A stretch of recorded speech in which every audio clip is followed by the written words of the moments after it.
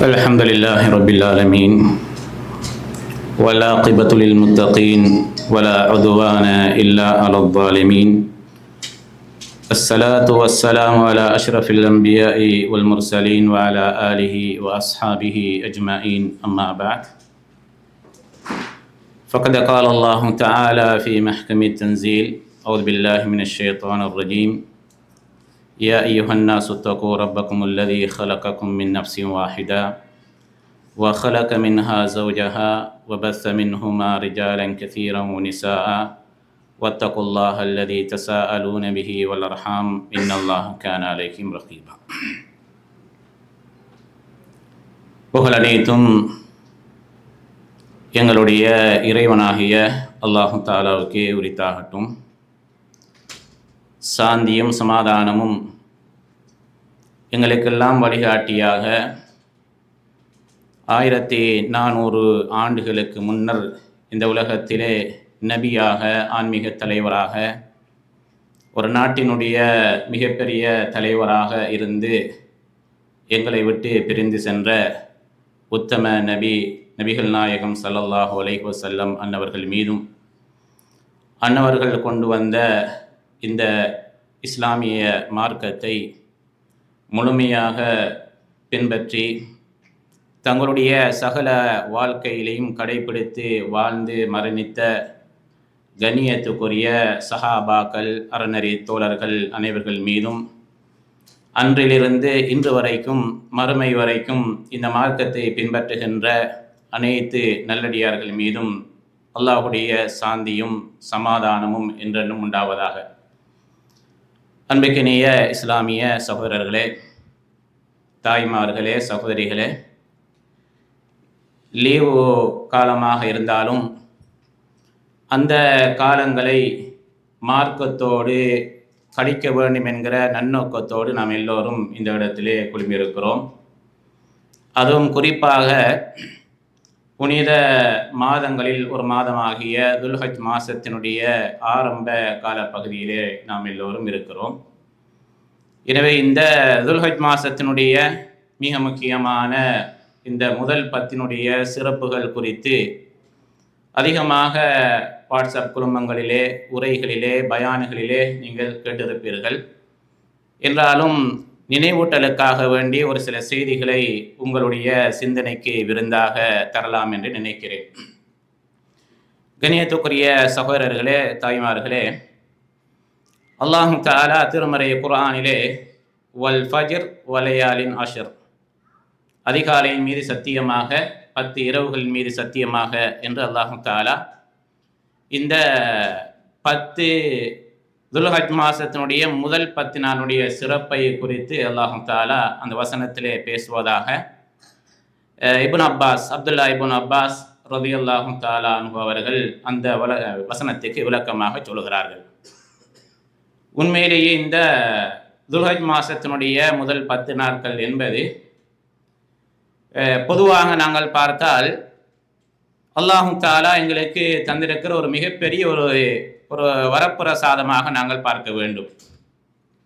பொதுவாக முஸ்லிமுடைய வாழ்க்கையிலே அல்லாஹு தஆலா பல வகையான இதுபோல சந்தர்ப்பங்களை தந்து எங்களுடைய இபாதத்துகளிலே நாங்கள் அடிக்கடி ஈடுபாடு கொண்டவர்களாக இருக்க வேண்டும், நன்மைகளை அதிகமாக நாங்கள் செய்து கொள்ள வேண்டும் என்கிற அந்த சான்ஸை அல்லாஹு தஆலா நம் எல்லோருக்கும் காலாகாலமாக தந்து கொண்டிருக்கிறான். அந்த அடிப்படையில் இந்த துல்ஹஜ் மாதத்தினுடைய முதல் 10 நாட்கள் என்பது விசேடமான நாட்கள் என்பதை குர்ஆனும் சுன்னாவும் என்ன செய்கிறது, எங்களுக்கு மிக தெளிவாக சொல்லி காட்டுவதை நாங்கள் பார்க்கிறோம். அல்லாஹ்வுடைய தூதர் நபிகள் நாயகம் ஸல்லல்லாஹு அலைஹி வஸல்லம் அவர்கள் சொன்னார்கள், நீங்கள் ஏனைய நாட்களிலே செய்கின்ற அமல்களை விட இந்த துல்ஹஜ் மாதத்தினுடைய முதல் 10 நாட்களிலே செய்கின்ற அமலுக்கு அல்லாஹு தஆலா தனியான ஒரு சிறப்பை வைத்திருக்கிறான். அல்லாஹு தஆலாவுக்கு மிக நேசத்துக்குரியதாக இந்த நாட்கள் இருக்கிறது என்று அல்லாஹ்வுடைய தூதர் சொன்னார்கள். சொன்னபோது நபிகள் நாயகம் ஸல்லல்லாஹு அலைஹி வஸல்லம் அவர்களிடத்திலே சஹாபாக்கள் கேட்கிறார்கள், அல்லாஹ்வுடைய தூதரை, அப்படி என்றால் ஒரு மனிதர் தன்னுடைய உயிரோடும் தனது பொருட்களையும் உடல்கள் அமைப்புகள் எல்லாவற்றையும் கொண்டுட்டு ஒருத்தர் ஜிஹாதுக்கு போகிறாரே, அந்த ஜிஹாது செய்வதை விடவுமா இது சிறப்புக்குரியது என்று கேட்ட நேரத்தில் அல்லாஹ்வுடைய தூதர் சொன்னார்கள், யார் பொருளையும் தன்னுடைய உயிரையும் எடுத்துக்கொண்டு ஜிஹாதுக்கு போய் திரும்பி வரவில்லையோ அப்படியானவர்களை தவிர மற்ற திரும்பி வரக்கூடியவர்கள் ஏனைய இபாதத்துகளை விட இந்த துல்ஹஜ் மாசத்தினுடைய முதல் 10 நாட்களில் செய்யப்படுகின்ற அமல்கள் என்பது அல்லாஹுக்கு மிக பிரியமானது, அல்லாஹுக்கு மிக பிரியமானது, விருப்பத்துக்குரியது என்று அல்லாஹுடைய தூதர் ஸல்லல்லாஹு அலைஹி வஸல்லம் அவர்கள் சொன்னார்கள். கணியத்துக்குரிய சகோதரர்களே, பெரியவர்களே, எனவே இந்த துல்ஹஜ் மாசத்தினுடைய முதல் 10 நாட்கள் பொதுவாக நாம் எல்லோருமே பெருநாளைக்காக வேண்டி தயார் நிலையிலே இருக்கின்றோம். இன்னும் எங்களுடைய சகோதரர்கள் சகோதரிகள் உலகளாவிய முஸ்லிம் உம்மத் சர்வதேச மாநாடாகிய ஒற்றுமையை பறைசாற்றுகின்ற, ஒற்றுமைக்கு மிக முக்கியமான ஒரு முன்னுதாரணமாக இருக்கின்ற இந்த ஹஜ்ஜுடைய கடமையை உலக மக்கள் எல்லோருமே எதிர்பார்த்திருக்கிறார்கள். கணியத்துக்குரிய சகோதரர்களே, அந்த பாக்கியத்தை அல்லாஹு தஆலா நம் எல்லோருக்கும் என்ன செய்யட்டும் தந்தருள்வானாக.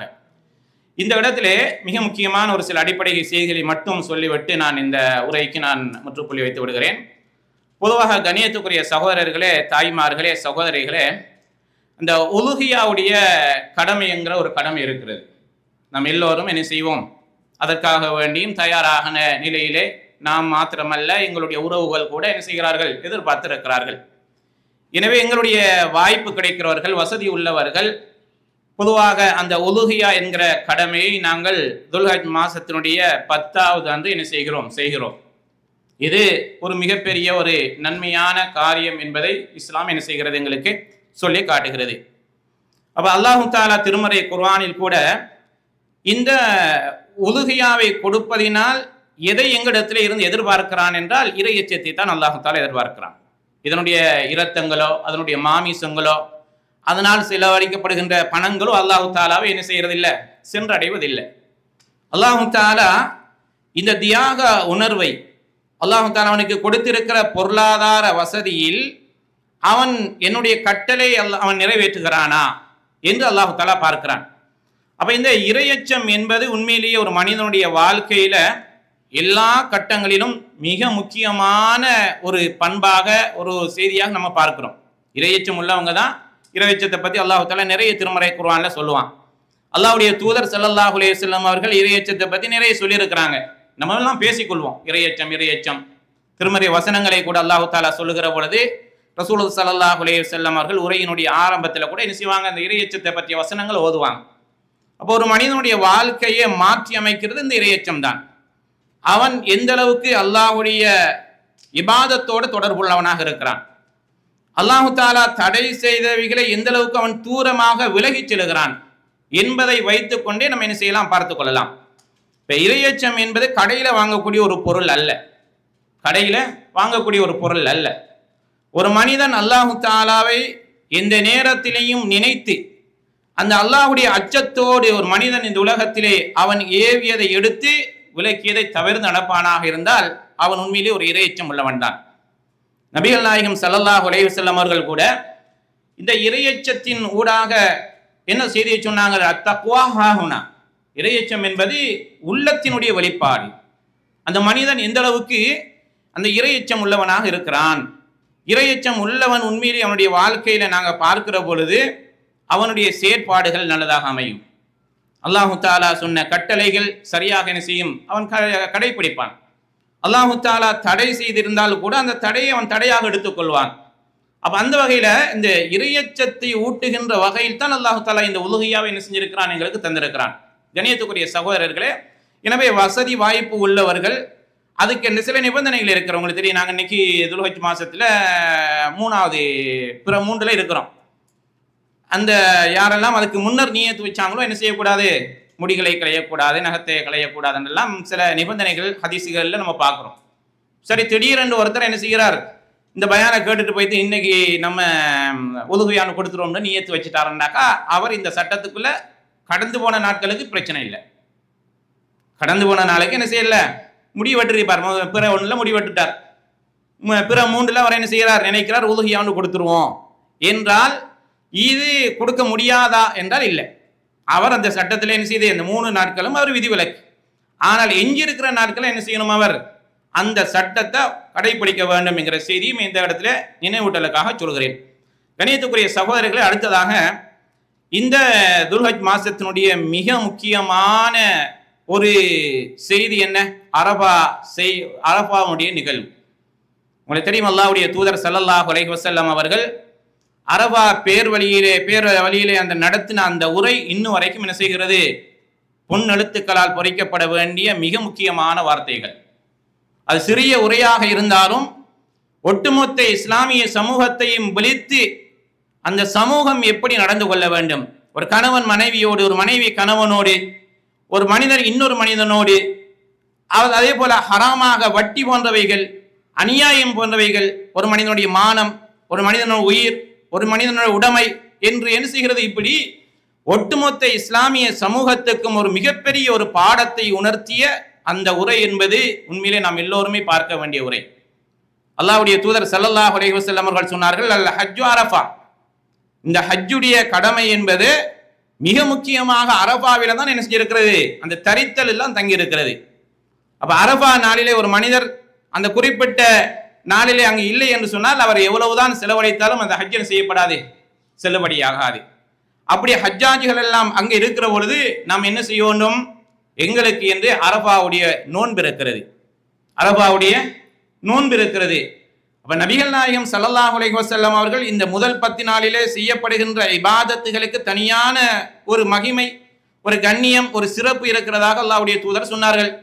அது மாத்திரமல்ல, இந்த அரபா நாளிலே நாங்கள் நோட்கின்ற நோன்பு 2 ஆண்டுகள், கடந்து போனதுக்கு ஒரு ஆண்டு, வர இருக்கிற ஒரு ஆண்டு, 2 ஆண்டுகளுக்கு பரிகாரமாக அமையும் என்று அல்லாஹ்வுடைய தூதர் ஸல்லல்லாஹு அலைஹி வஸல்லம் அவர்கள் இந்த அரஃபாவுடைய நோன்பினுடைய சிறப்பு குறித்து சொல்கிறார்கள். கணியத்துக்குரிய சகோதரர்களே, அப்ப இந்த நோன்பு, ஒரே ஒரு நாள் நோன்பு 2 ஆண்டுகளுக்கு பரிகாரம் என்றால் எவ்வளவு பெரிய ஒரு சிறப்பு அல்லாஹ்வுடைய தூதர் என்ன செஞ்சிருக்கிறாங்க, இந்த சமூகத்துக்கு சொல்லி சென்றிருக்கிறார்கள். எனவே இந்த அரபாவுடைய தினத்தை பொறுத்தளவில் நாங்கள் அதை என்ன செஞ்சிடக்கூடாது, அந்த நோன்பை நாங்கள் விட்டுறக்கூடாது.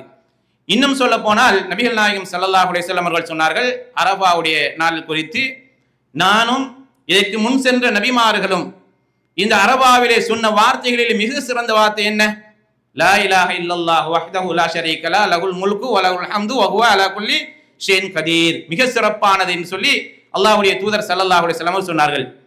அதே போன்று உங்களுக்கு தெரியும், ரமலானுடைய மாதத்திலே அல்லாஹ் தஆலா ஒவ்வொரு நாளும் நரகத்திலிருந்து கொஞ்சம் பேரை விடுதலை செய்வான். அது மாதிரி இந்த அரபாவுடைய தினத்தில் அல்லாஹ் தஆலா எந்த நாளிலுமே நரகத்திலிருந்து விடுபட முடியாத அளவுக்கு அதிகமான ஒரு தொகையினர் என்ன செய்கிறான், அல்லாஹ் தஆலா விடுதலை செய்கிறான் என்று அல்லாஹ்வுடைய தூதர் ஸல்லல்லாஹு அலைஹி வஸல்லம் அவர்கள் சொன்னார்கள். அப்ப அந்த அரபாவுடைய தினத்தை பொறுத்தளவிலே மிக முக்கியமான, குறிப்பாக ஹஜ்ஜாஜிகளுக்கு மிக முக்கியம், எங்களுக்கு மிக முக்கியமானது. அப்ப இந்த நேரத்தில் துல்ஹஜ் மாசத்திலே பொதுவாக நாங்கள் இருக்கிற நேரத்தில் அதிகமாக அல்ஹம்துலில்லாஹ் சொல்லிக் கொள்வது, அதிகமாக அல்ஹம்துலில்லாஹ் சொல்லிக் கொள்வது, அதிகமாக லா இலாஹ இல்லல்லாஹ் என்று சொல்லிக் கொள்வது, தர்மங்களை செய்து கொள்வது, உரிய நேரத்தில் அந்த தொழுகைகளை ஜமாத்தோடு தொழுது கொள்வது, முன்பின் சுன்னத்துக்களை தொழுது கொள்வது, இருக்கிறதுலேயே மிகப்பெரிய ஒரு திக்ர் என்ன, அல்லாஹ்வுடைய வேதத்தை, திருமறை குர்ஆனோடு உள்ள எங்களுடைய தொடர்புகளை நாங்கள் அதிக ஏற்படுத்திக் கொள்வோம். திக்ர்ல அல்லாஹ் தஆலா அவருடைய திக்ர்கள் மிக சிறப்பானது அல்லாஹ்வுடைய வேதம், அல்லாஹ்வுடைய வார்த்தை. இந்த வார்த்தையை நாங்கள் என்ன செஞ்சுப்போம், சில நேரங்களில் ரமலானுடைய காலத்தில் மாஷா அல்லாஹ் தபாரக்கல்லாஹ் என்ன செய்யும், நிறைய தொடர்புகளோடு நம்ம இருந்தோம். நம்ம எல்லாரும் என்ன செஞ்சோம், பல சகோதரர்கள், இதில் இருக்கக்கூடிய பல சகோதரர்கள் ஒன்றுக்கு பல முறை அந்த குர்ஆனை முழுமையாக நீங்க என்ன செஞ்சிருப்பீங்க, ஓதி முடிச்சிருப்பீங்க, தமிழாக்கத்தை படிச்சிருப்பீங்க. அது சொல்லுகின்ற தூதுத்துவை, அது சொல்லுகின்ற செய்திகளை எங்களுடைய வாழ்க்கையில கடைபிடிக்க வேண்டும் என்கிற அந்த உணர்வு எங்களிடத்துல இருந்திருக்கும். பெருநாளோட அதை என்ன செஞ்சிருக்கும், அப்படியே திரும்ப அந்த திருமறை குர்ஆனாகவே இருக்கிறது, நாங்க எங்கட பாட்டில் இருக்கிறோம் என்கிற அடிப்படையில எங்களுடைய ஈமான் எல்லாம் ரமலானில் இருந்த நிலையை விட படிப்படியாக பெருநாள் என்று வந்து விட்டால் அப்படியே குறைந்து போன ஒரு நிலையை நாங்கள் யதார்த்தமாக நம்ம எல்லாரும் என்ன செஞ்சிருக்கிறோம், உணர்ந்திருக்கிறோம். கணியத்துக்குரிய சகோதரர்களே, எனவே இந்த நேரத்தில் பொதுவாக இந்த திருமறை குர்ஆனை ஓதுகின்ற மக்களாக நம்ம என்ன செய்யணும், இந்த முதல் 10 நாட்களிலே நாங்கள் எங்களுடைய இந்த திருமறை குர்ஆனோடு உள்ள தொடர்புகளை நாங்கள் அதிகரித்துக் கொள்ள வேண்டும். அதே நேரத்தில் எப்படி நன்மைகளை நாங்கள் செய்கிறோமோ அதுபோல இந்த மாதத்தினுடைய ஆரம்ப பகுதியிலையும் சரி, நாங்கள் யாருக்கும் என்ன செஞ்சிடக்கூடாது, அநியாயம் செஞ்சிடக்கூடாது, நாங்கள் யாரையும் ஏமாத்திடக்கூடாது, மார்க்கம் தடை செய்திருக்கவைகளை என்ன செஞ்சிடக்கூடாது, நாங்கள் செய்திடக்கூடாது.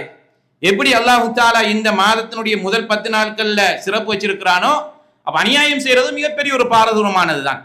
எனவே அந்த வகையிலே பொதுவாக நம்ம என்ன செய்யணும், இந்த துல்ஹஜ் மாசத்தினுடைய இந்த 10 நாட்கள் என்பது அல்லாஹ் தஆலாவுடைய முதல் 10 நாட்கள் என்பது அல்லாஹ்வுடைய பார்வையில் மிக சிறப்பானது.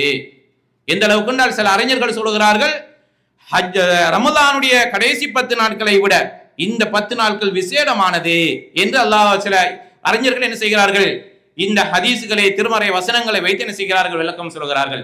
கணியத்துக்குரிய சகோதரர்களே, எனவே இபாதத்துக்கள் என்பது ஒரு மனிதனுடைய வாழ்க்கையில அது கடைசி வரைக்கும் இருக்கும்.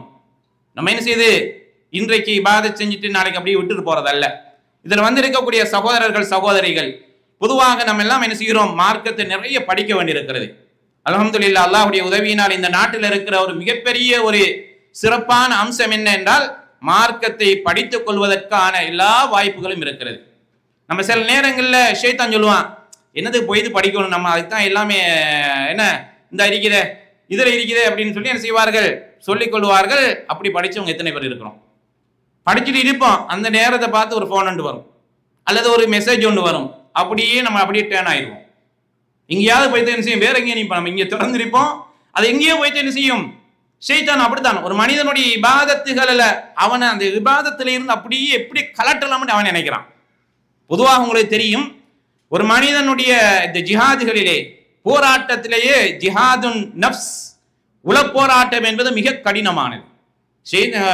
மனசு ஒன்ன சொல்லும், இவன் என்ன செய்து இன்னொன்னு என்ன செய்யலாம், அதான் அந்த மனசு சொல்ற தீமையாக அதன்பால் செல்லுகின்ற அளவுக்கு மனிதன் என்ன செய்கிறான் இருக்கிறான். கண்ணியத்துக்குரிய சகோதரர்களே, எனவே இருக்கிற இந்த நாட்கள் என்பது உண்மையிலேயே சில நேரங்களில் இந்த நாட்கள் எங்களுடைய வாழ்க்கையினுடைய கடைசி நாட்களாக கூட இருக்கலாமா இல்லையா? நிச்சயமா இருக்கலாம், சொல்ல முடியாது.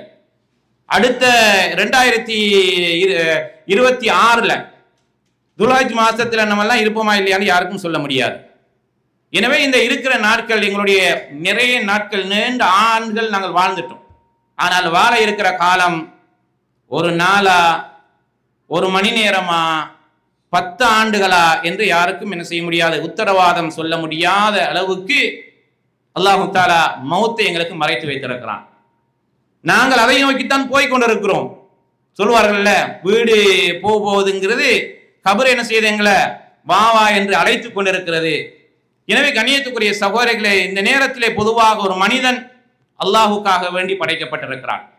இறைவனை எஜமானானாக இபாதத்துகளுக்காக அல்லாஹு தஆலா எங்களை என்ன செஞ்சிருக்கிறான், படைச்சிருக்கிறான். இந்த இபாதத்துகளின் ஊடாகத்தான் நாங்கள் அந்த படைத்த ரப்புல் ஆலமீனுடைய கடமைகளை சரியாக நிறைவேற்றலாம்.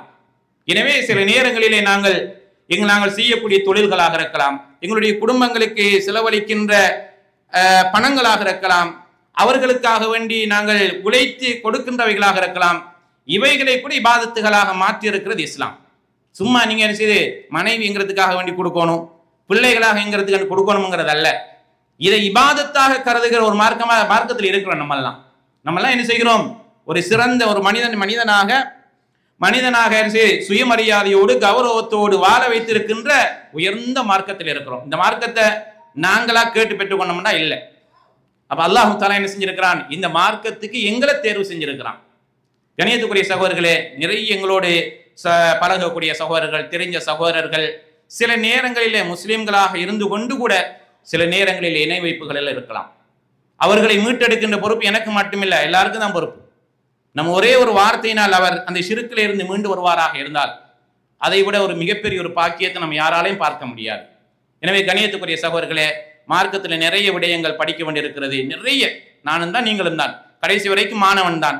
எனவே அல்ஹம்துலில்லாஹ் ஜாலியாத்துகள் எல்லா இடங்கள்லையும், ராஸ் 90 இருக்கலாம், நாபியாவாக இருக்கலாம், அல்லது ஐசிசியாக இருக்கலாம், ராக்காவாக இருக்கலாம், ஹுபராக இருக்கலாம், ஜுபைராக இருக்கலாம், எங்க இருந்தாலும் அல்லாஹ்வுடைய மார்க்கத்துக்கு என்ன செய்து மார்க்கம் சொல்லப்பட்டு கொண்டு இருக்கிறது. நாங்கள் அதை படித்து எங்களுடைய வாழ்க்கையில முடிந்த அளவுக்கு கடைபிடிப்பதற்கு நாம் எல்லோருமே தயாராக இருக்க வேண்டும். மார்க்கத்தை படித்து கொண்டிருக்கிற பொழுதே எங்களுடைய உயிர்களை அல்லாஹு தாலா என்ன செய்யட்டும், கைப்பற்றட்டும். நல்ல மரணங்களாக எங்களுடைய மரணங்களை அல்லாஹு தாலா ஆக்கட்டும். இறுதி வரைக்கும் நாங்கள் இந்த மார்க்கத்திலே பிடிப்போட ஆர்வத்தோடு இருந்து, குறிப்பாக இந்த துல்ஹஜ் மாசத்திலே நாங்கள் இருக்கின்ற 7 நாட்கள், அந்த நாட்களில் நம்ம என்ன செய்வோம், நிறைய நல்ல அமல்களை செய்து அல்லாஹு தாலாவுடைய திருப்பொருத்தத்தை பெற்றுக்கொள்ளக்கூடிய நன்மக்களாக அல்லாஹு தாலா என்னை உங்களை மாக்கிடுவானாக. வ ஆகிரு தஅவானா அல்ஹம்துலில்லாஹி ரப்பில் ஆலமீன். அஸ்ஸலாமு அலைக்கும் வரஹ்மத்துல்லாஹி வபரகாத்துஹு.